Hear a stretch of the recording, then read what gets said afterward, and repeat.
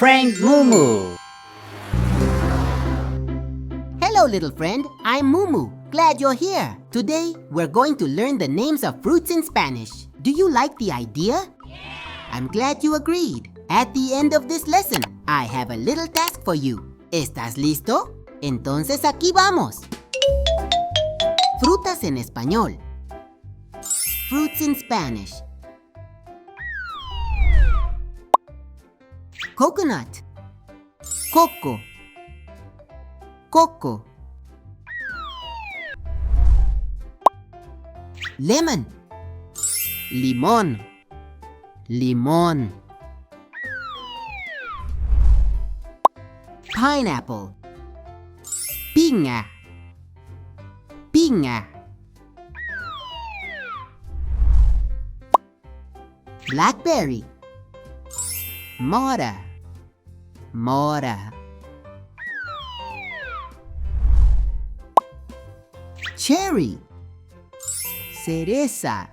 Cereza. Kiwi. Kiwi. Kiwi.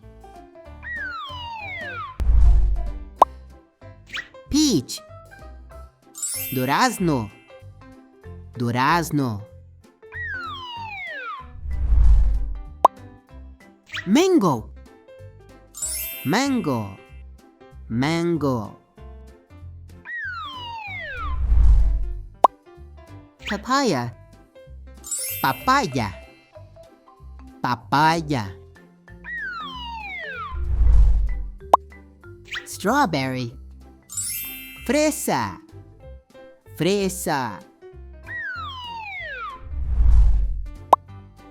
Grape. Uva. Uva. Banana. Plátano. Plátano. Revisión. Vamos a repasar lo que aprendimos. Escucha y repite. Listen and repeat. Coco. Limón. Piña. Mora. Cereza. Kiwi. Durazno.